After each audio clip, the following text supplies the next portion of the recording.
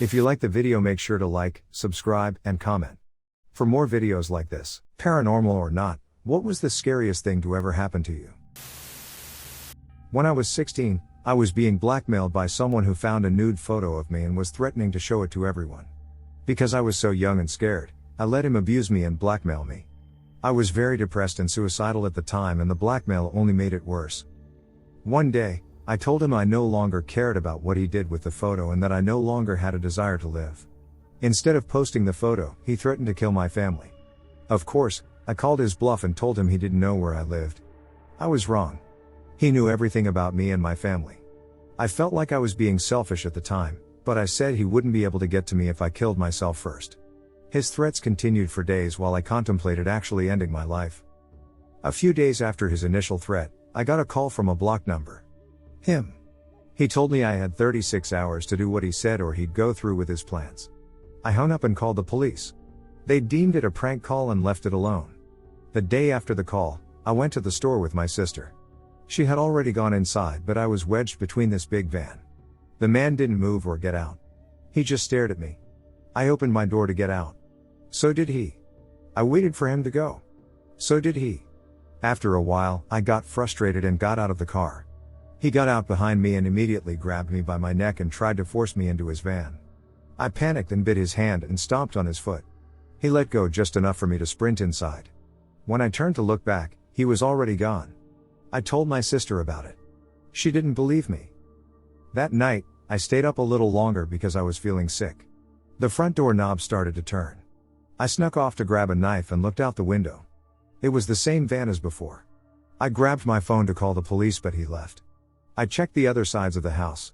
He started to try and break in through the back door as well, and then the basement door. He eventually started to pry open the garage door when a police car started coming up the hill to do his rounds. I live in one of those neighborhoods. The man got into his van and left. I never heard from him since. We moved the following year to a different house and I never knew if he posted the pictures or not. To this day, no one believes me. They said it was a prank gone wrong. But I know what it was. I was tormented by something when I was a toddler. My parents lived on a military base when I was 2 to 3 years of age. Prior to this, my great aunt had bought me an ornate clock that ran on AA batteries and was covered in little gnomes. My father had removed the batteries from the clock as the ticking could be heard on the baby monitor, which annoyed him at night. This will be important later. One night my father was sitting in the lounge room when he saw a black quadrupedal creature rush past the hallway door in the corner of his eye. Being late at night, he said he thought nothing of it and went back to watching his show. On several other occasions he encountered the same thing.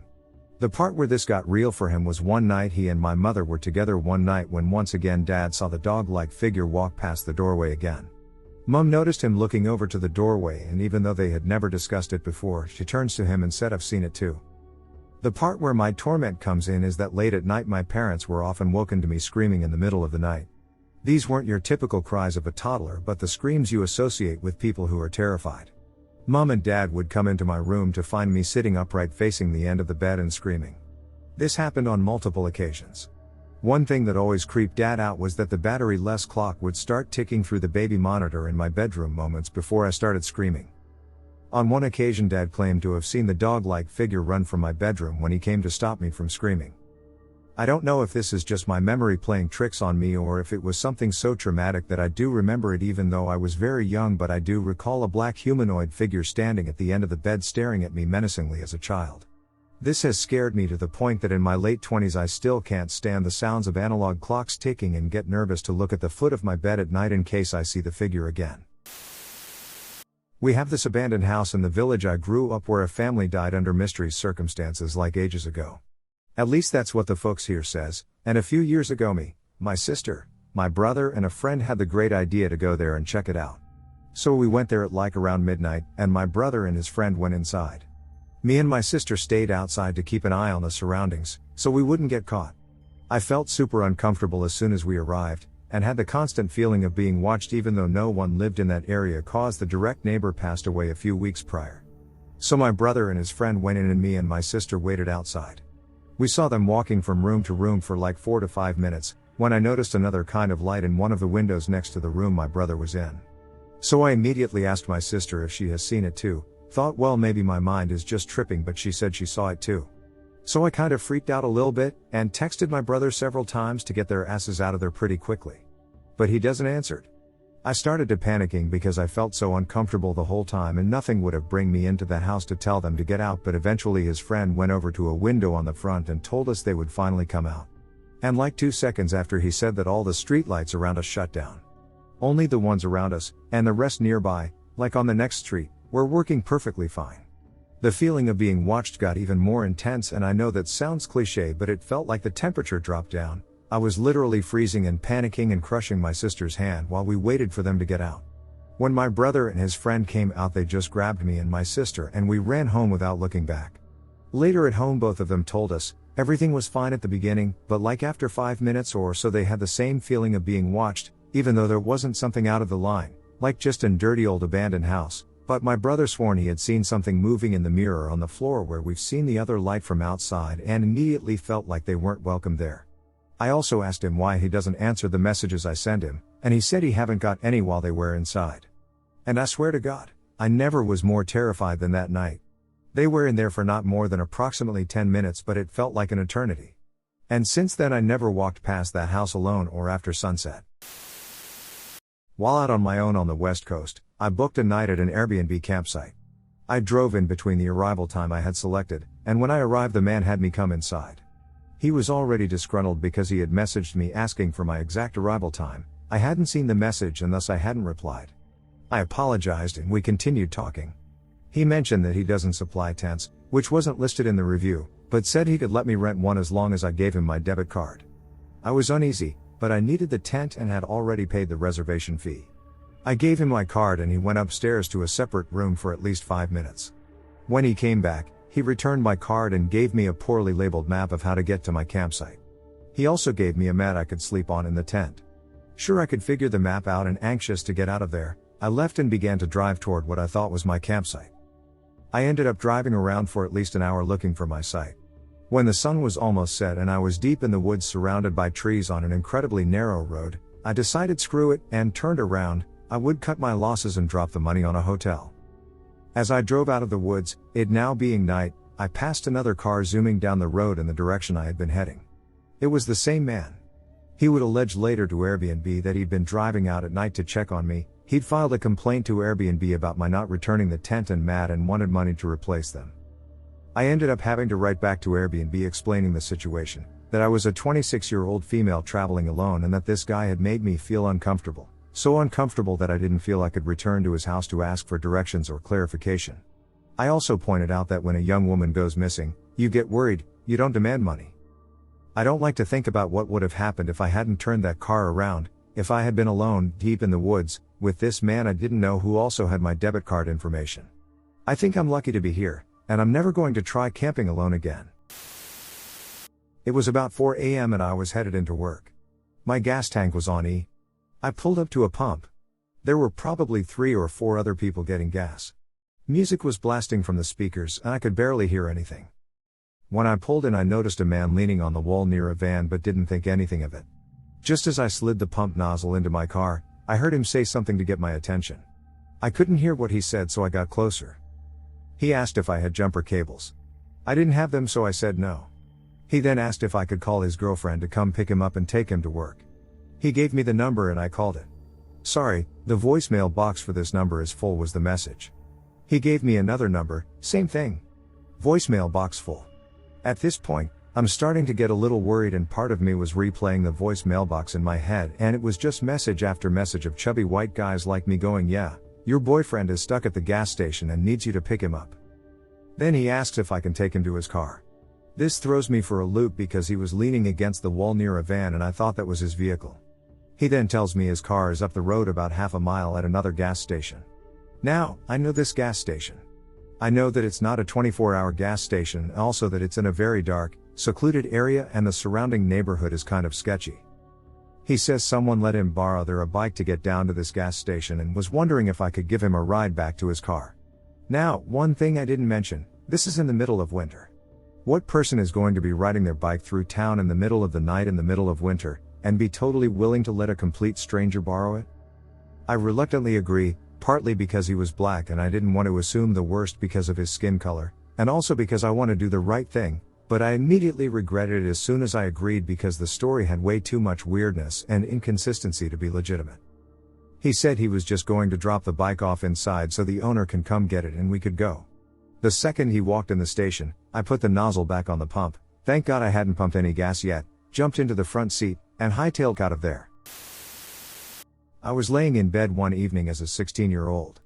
All of a sudden I felt what I can only describe as a mild electrical current going through my body. A split second later, a voice in my head, not mine, nor could I categorize it as male or female, said over and over, "Turn on the light, turn on the light, turn on the light."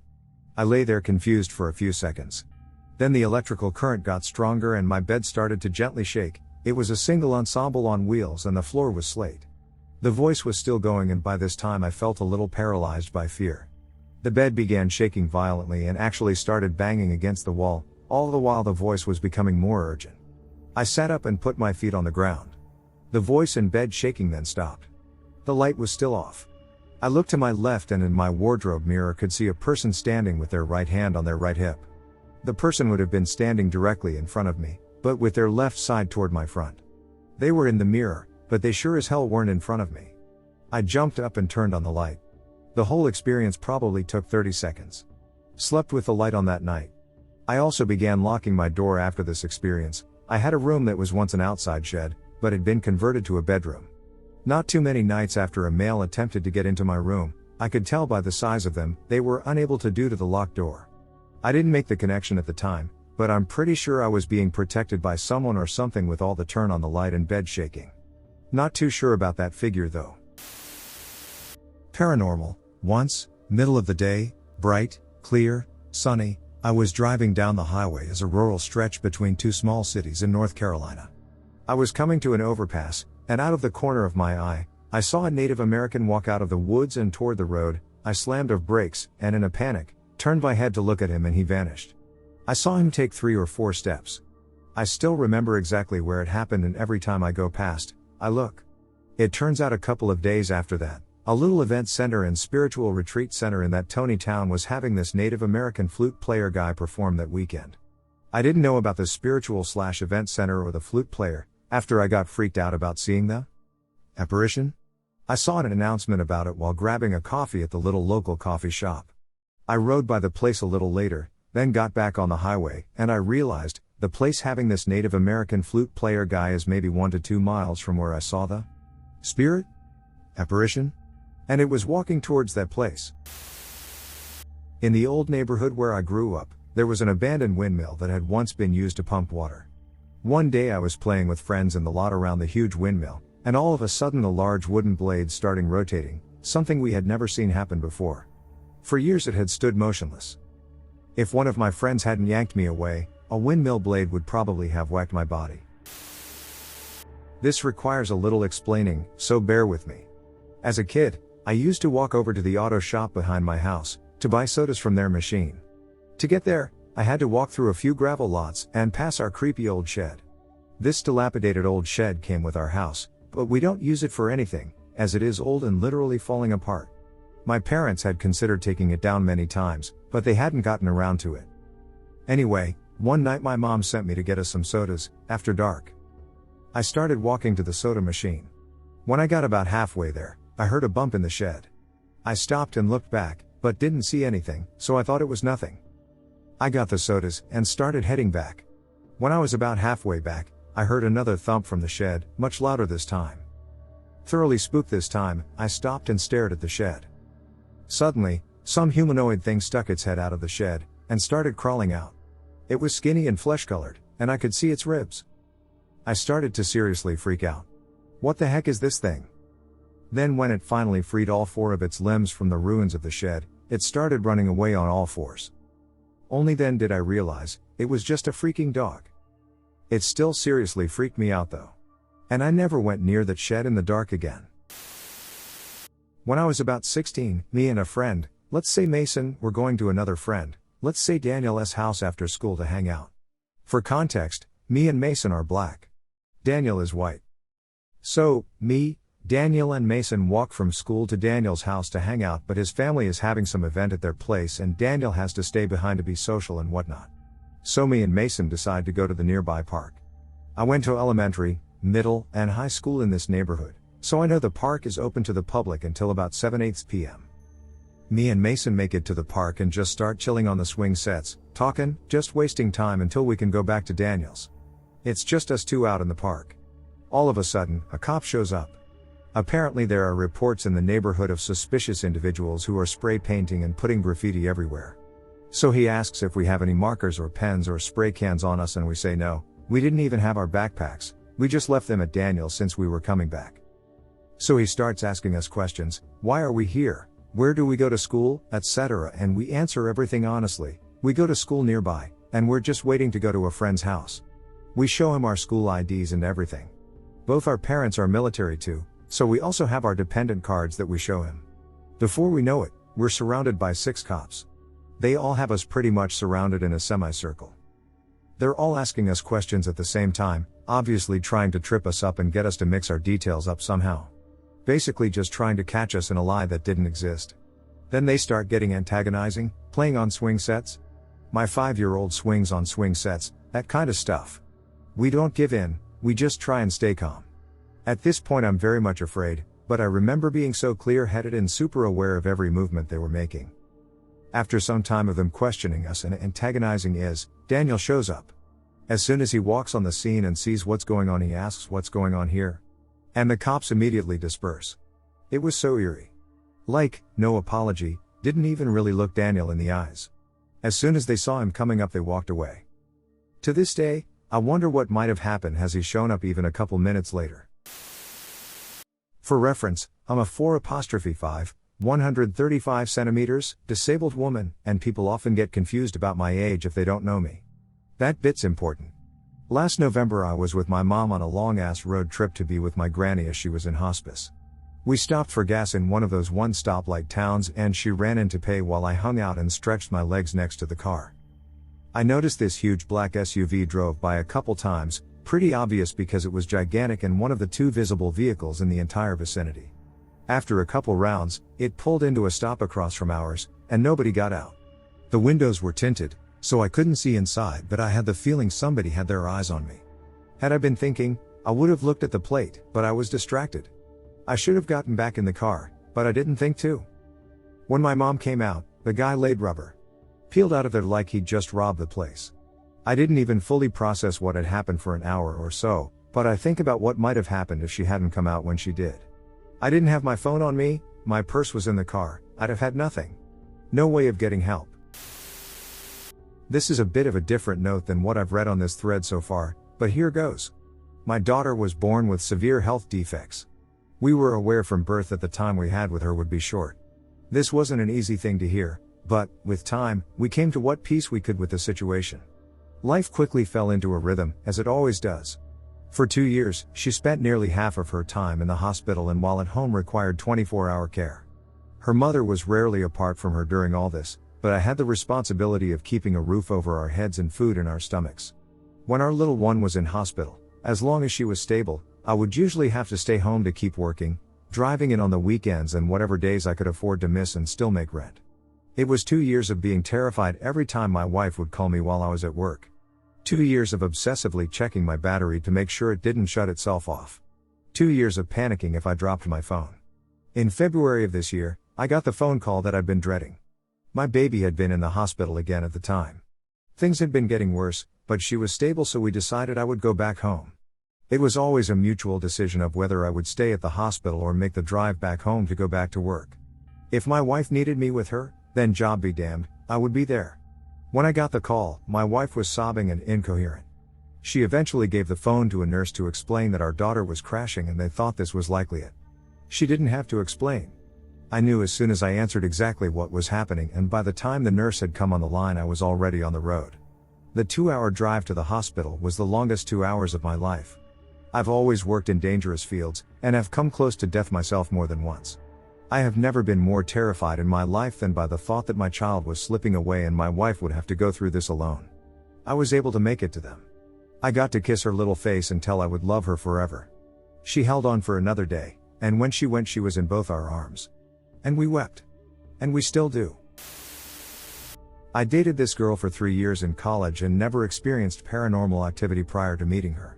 It began with pennies showing up in our locked dorm room, small things being out of place, or lights and appliances mysteriously turning off, and we really just laughed it off. When we moved to an apartment and got a dog, things got noticeably worse. The feeling of being watched was insane, and our dog would watch/scan rooms a lot, almost tracking something we couldn't see. He would aggressively growl down our hallway despite both of us being behind him, I in the kitchen making next to no noise. Bowls flew off countertops and things were getting out of hand. I still don't know how I processed this, but one night we were sleeping in a tall, like 14 to ceiling tall, lofted bed against the wall. She had the inside and I the outside. Somewhere around 4 a.m. dog barked once and I felt my ankles being gripped and yanked off the bed. In an effort not to fall, I had flipped from my back to stomach and grabbed my partner's waist/torso, waking her in a panic. Once I stopped the initial fall, I let go of my partner and fell the remaining like 6 inches to the ground standing upright. We turned the lights on and I had red marks on my ankles and the dog was in his kennel. I tried to calm down, but really I had no clue what happened and neither did she. I haven't been an active sleeper, and actually that's why as children I was allowed the top bunk opposed to my sister. We broke up for unrelated reasons, and years down the road it's clear to see that whatever energy my ex came with was not friendly, and I am glad nothing more serious happened. Thinking about it now still makes me uneasy. While I was freshly 18, I had moved in with my, now ex-boyfriend. He gave off very strange vibes, and the house I had moved into to live with him was this big house just outside of town on a very quiet street. The location itself set me off. The boy had enough red flags on his own. I was always uncomfortable in this place. I had no idea initially why he, a 19-year-old boy, had this huge 4 or 5 bedroom fancy house with 2 cars in his garage to himself, but he seemed lonely and begged for me to sleep over with him. So not knowing what to do, I did exactly what he asked for quite a while, until I understood what was going on. I didn't really ask questions until after I had basically already moved in. And then we started dating. Eventually the whole picture was painted for me that his dad owned the house, cars, etc., and that his dad had very recently, prior to us meeting, weeks, passed away while out of town. The boy was kicked out of his mom's house a week or so before his dad passed away, so he was in the midst of moving his stuff in while his dad was out of town, awaiting his arrival, when he passed away. Meaning, he never came home. My boyfriend made it clear that initially he did not want to move in with his dad. Their relationship was bad, and I don't think the dad was excited about him moving in either. The boy had told me horror stories of things his dad had done while alive, the abuse towards not only the children, boy and his sister, but also his new wife. He had recalled to me in graphic detail that just a year prior his dad had beaten his wife and threw her down the flight of stairs we were currently sitting right near. Boy vividly remembers seeing her collarbone sticking out of her skin before she went to the hospital. With various other stories he told me, he made me scared of his dad, and his dad wasn't even alive. The house was filled with furniture, old toys from when the kids of the family were young, and everything else a house is normally filled with. But, it always felt empty and cold. My boyfriend would go to work and leave me in the big house alone most days, and I always felt scared. Being 18 and living with a boy for the first time, the idea of a big nice house seems like great fun, but it was horrible. I always had a feeling that his dad was just going to come home and walk through the door, but I couldn't really put those feelings into proper words until later on. I could never explain my feelings as I was scared of offending this boy, as his dad's death was still very recent and we didn't quite know each other well enough for me to tell whether me talking of my fears of his dad's house was going to cross boundaries or not. I kept my mouth shut about all the weird vibes I got from the place. I felt like I shouldn't be in the house. Maybe a month into living with him we sat on the couch facing the TV, having a normal night. It was fairly late in the day, just a while past dinner time. Out of completely nowhere, the most terrible feeling I've ever felt, that I still to this day have not felt again, washed over me. I felt the hair stand up all over my body, and a feeling of pure dread fill my body like concrete. My brain was telling me to turn around and look behind me, because something bad was standing there. It felt like it was going to be his dad, and that we were in trouble. I just couldn't bring myself to look. I was too shy and awkward to panic in front of this new boyfriend of mine, and I knew there was no one else in the house. I didn't want to look crazy. He sat beside me and within seconds of this feeling coming over me he pauses the TV. Panic ensues as I realize the look on his face, that he's about to say something I don't want to hear. He apologizes for pausing the TV, and has his hand on his heart. He looks me dead in the eyes and says I just got the strangest feeling. I immediately start tearing up, because I can't process the fear I'm feeling for seemingly no reason, and I can sense that he too is feeling the same thing I am. He says I just felt like my dad walked in the house and was standing behind us. I don't want to sound crazy though. I jumped out of the couch as quickly as I could, and nearly backed myself into the corner of the room out of fear. It felt as though his dad came home, stood behind us, and it was not a good feeling. I told him I felt the same thing but wasn't going to mention it because I didn't want to sound crazy. It was as if he finally arrived home, from the place he had died quite far away, to find people he did not want in his house. From then on, the house began to get worse and worse. My stuff would go missing, I would hear footsteps and feel like I wasn't welcome. When my boyfriend would go to work, I would leave the house because I felt unsafe. Our relationship quickly grew very toxic and my boyfriend got very scary very quick. Shortly after, the house was put up for sale and we moved out. Eventually the relationship ended because he started acting towards me how he had explained his dad to be, and was severely abusive and irrational. I literally had to pack my bags and run away to a different town while he was out to grab the mail one night. But I will never forget the fear I felt the night of his dad coming home.